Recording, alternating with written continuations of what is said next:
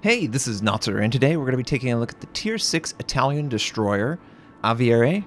Currently, the only way to obtain this ship is through the armory, and you need some Italian tokens.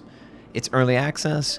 The line itself will fully release in 11.4, but as of 11.2, the only way you can obtain it is through Italian tokens. Now, the line itself is very unique, and I want to showcase this game and talk about my build because I think that I have a very good understanding of where these guys lie and how to play them now that I've played extensively with all the different tiers. And this game is going to be a good showcase of all of that. Now, for the build, main armament mod 1, extended duration engine boost, aiming systems, propulsion mod 1. For the commander, incoming fire alert, last stand, survivability expert, concealment, radiolocation, extended main battery range, and adrenaline rush. So you'll notice from the tier 9 to this version, I swapped out preventive maintenance and superintendent and opted for extra main battery range. Especially at mid-tier, it helps extensively. The general design that they chose for these guys is early to mid-tier. You sort of ambush your target at 1-to-1 range with your concealment. Obviously, if you have commander skills or as you go up, you'll access to the concealment module. That will make the range not 1-to-1 with your concealment.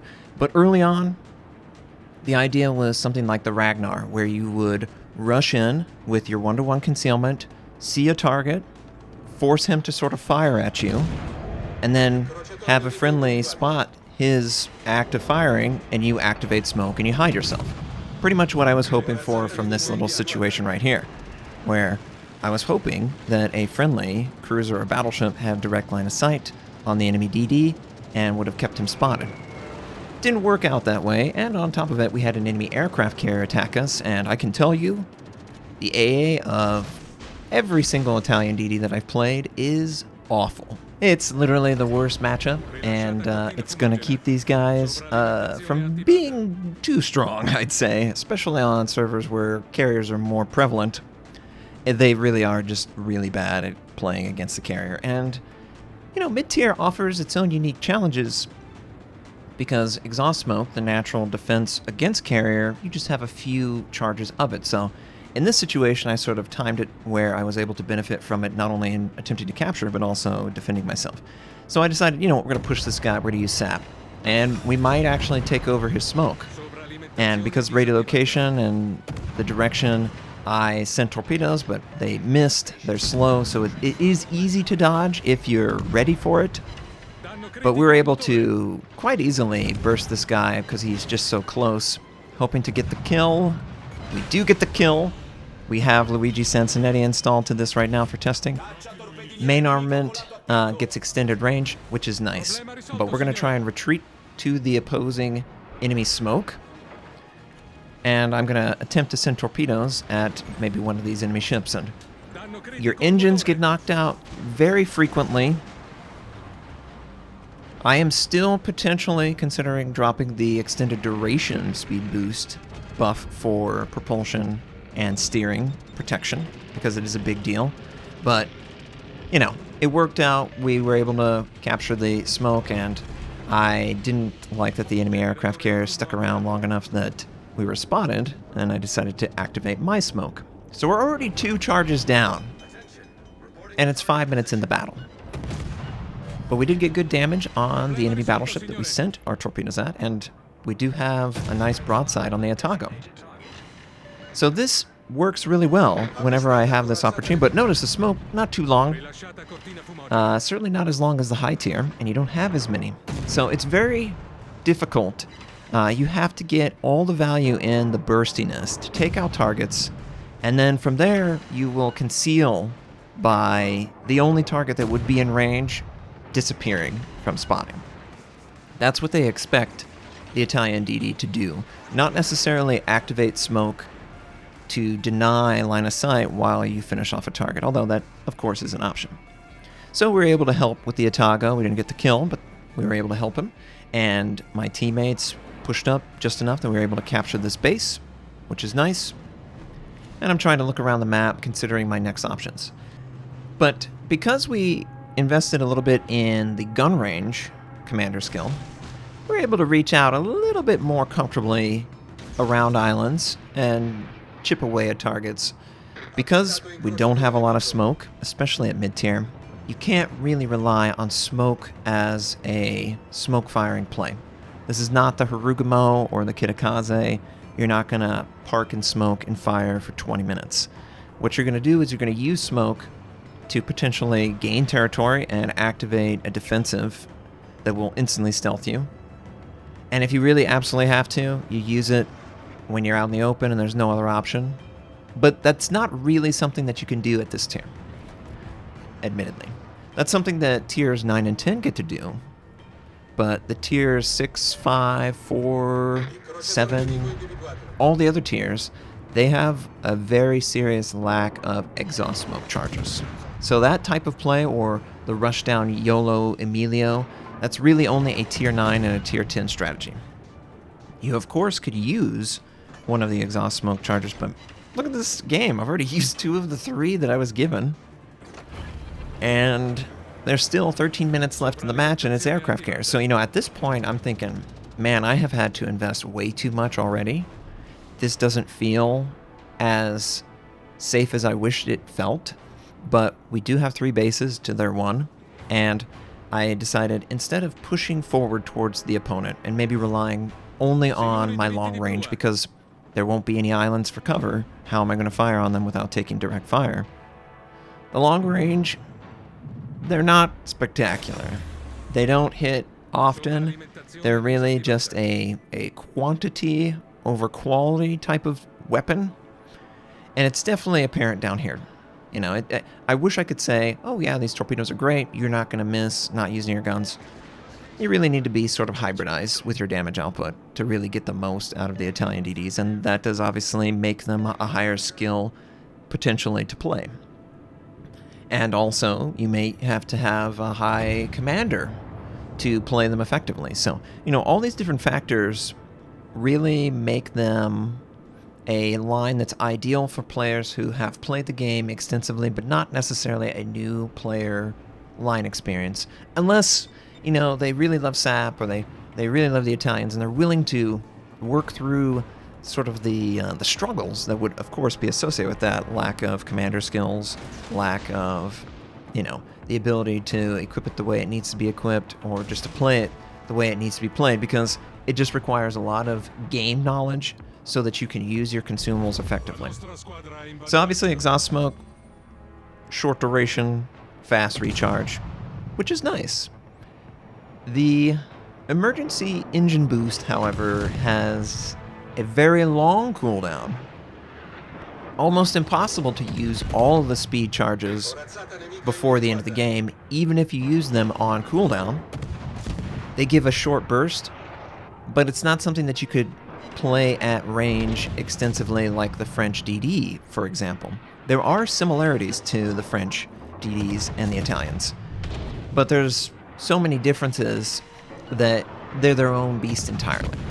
So that's where I would, define them as for the game itself. They're a fun experience. They definitely have really strong win conditions.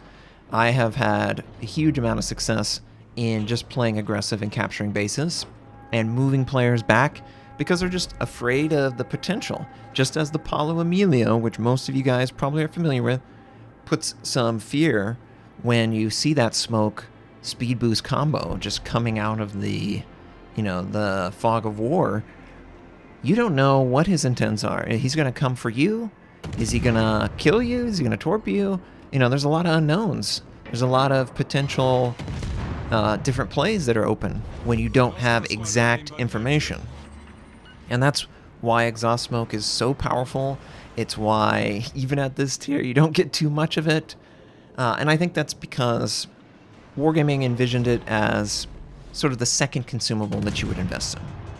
As you go up the tiers, Wargaming introduces you to consumables that will, transform the play of that line. The Italians get both of their consumables at tier 2. That's really early compared to everyone else. So it would obviously stand to reason maybe they're not the best consumables at those tiers. Yeah, they're sort of a token example of what to expect. But, you know, we were pretty successful. We moved across the map, which the Italian DDs do very well. They're probably the second fastest line in the game, next to the French. We were able to broadside target, and now we're just working on the Kansas, which unfortunately we didn't catch him out with any of our torpedoes. Now, I tried to make use of high explosive just to see if I could light him on fire and maybe disengage. Had horrible fire chance, and of course the last shot gets him less than 200 from dying. Because of the nature of SAP, the reload on the Italians is probably longer on average than your traditional DD at this tier. So you might find that when you play them, players are more capable of jumping on a kill that you've, prepped and getting that last shot. So I would not necessarily encourage you to play Italians if you are in need of killing blows, for example. But these guys deliver on that aggressive cap contesting, like 1 versus 1 monster. You've got torpedoes that you can sort of incorporate in all types of play. Your guns are obviously very, very powerful against DDs and light cruisers. They lose some of their value against bigger ships. Now, one thing that I will say, the mid-tier SAP is a lot harder to use than high-tier SAP. High-tier SAP, there's plenty of bows and sterns and superstructures on top of the hull where you have more than enough penetration base. But at mid-tier, there's a lot of excessive armor on the outside of the ship, which is great at absorbing high explosive, but also great at absorbing SAP, because SAP kind of works like high explosive for the armor threshold. It's tough. It really showcases that, yeah, the high tier definitely can use guns extensively, but mid-tier, you kind of have to get creative with how you solve problems. You sometimes need torpedoes, sometimes you can only chip damage just a little bit of the bow or just a little bit of the stern. Oh, you can't even do that. Maybe the target recently used DCP. Oh, I'm going to fire. Get a couple fires. And then just let him burn for a while. So I'm safe. It's definitely a technical line to play. And this tier 6 is no exception to that. I've had to do everything in my power, and we accidentally pull a Notser hardcore right into here. But it will help us against the aircraft carrier, which hate the aircraft carrier. Hate them. Loathe them entirely. Just like the Grinch. They are awful. You do almost no damage to the air. Even if you're high tier, you still have a sad amount of damage. You have short range AA. It just has a lot of issues when it comes to this matchup, and I don't think that anything is solving it anytime soon. You could go a full gunboat build, which would be also investing in in as much AA damage as you could, and even that, they're just going to laugh at you. They'll keep you spotted all the time. It really is just a big, big counter to the Italians. Any aircraft whatsoever. Now, some might say, oh, well, they counter all the DDs in the game. No, they don't. No, they don't. This feels like a counter. This feels like I have nothing but running away syndrome, active dodge, just dodge, doing all that. I'm praying that he'll miss. And even with everything, going in my favor, he can still hit me if he aims really well. They have good maneuverability at mid-tier. Much better than at high tier. They feel much more like a British DD at mid tier. At high tier, they feel more like a Soviet DD. Very stiff, fast, but the rudder is not the best, and the turning radius is not the best at higher tier. But at mid tier, you absolutely can be very nimble, aggressive, moving around islands, moving around torpedoes, potentially, rotating, you name it. The Italian mid tier does great. Aviere does a great job here, too. So, we've got 2 bases, they've got 2 bases. This game became outstanding, very close game. And I'm just trying to survive for the rest of this match at this point. We've got about 2 minutes left. If nothing else changes, I'm sure the aircraft carrier is going to be the biggest annoyance ever. He recognizes just how easy it is for him to do damage to me. And I was also taking a look at that radio location. it is indicating maybe potentially, and there's some bug with the torpedo. It won't launch immediately when I click it, even though it shows it. I don't know if anyone else has seen that, but leave in the comments if you notice that too. I especially notice it more with 11.2. It has existed, but for whatever they tried to fix, they didn't fix it in 11.2. But yeah, we sent torpedoes, of course. He's rotating around quickly. Our torpedoes are nowhere near him. Just give up on that plan. But I just want to get as much distance away from the battleship. So even if the aircraft carrier is spotting me, it'll be a near impossible shot for him. And we're doing good damage, good avoidance of that damage. Just barely, just enough. And all that's left is this enemy DD on the north side, and we can potentially capture the base. Yeah, 9 aircraft shot down. Just a pathetic amount of damage, really, in the aircraft carrier matchup. The Italian DDs, they have to be either the worst or the second worst DD line in the game with regard to their AA. Like, for real. It's really, really bad. So if you play on EU or Southeast Asia and in ranked play, they pull carriers all the time, it might not be the best pick in that matchup. But if you play on like North America and there's no aircraft carriers in the queue, there's a few ships in the game that are as powerful as these guys in the right matchup. And even in this gameplay, where it's not ideal, we're still making plays all over the map. We're capturing bases, we're getting kills, we're doing damage. We're wasting the aircraft carrier's time because he's not able to use his attack rocket. But, you know, if it was a stronger dive bomb, high explosive, and he was going on me, and any effort may or may not create a bad situation. So, I was pleasantly surprised by the ability to survive this game. This is stressful.